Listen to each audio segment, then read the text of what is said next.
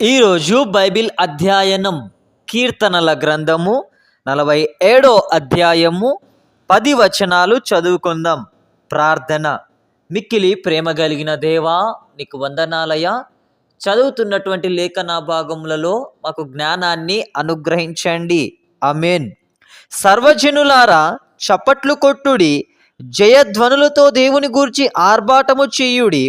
యెహోవా మహోన్నతుడు, భయంకరుడు, ఆయన సర్వభూమికి మహారాజయ్యున్నాడు.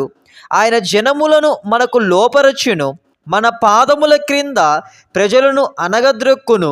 తాను ప్రేమించిన యాకోబునకు మహాతిశయాస్పదముగా మన స్వాస్థ్యమును ఆయన మన కొరకు ఏర్పాటు చేసియున్నాడు.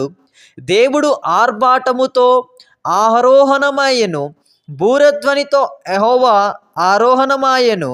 దేవుణ్ణి కీర్తించుడి, కీర్తించుడి, మన రాజును కీర్తించుడి, కీర్తించుడి.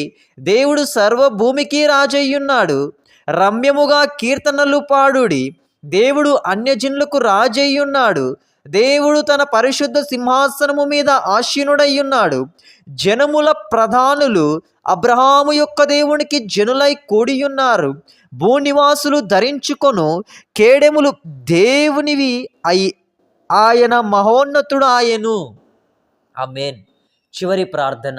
మిక్కిలి ప్రేమ కలిగిన దేవా, నీకు వందనాలయ్యా.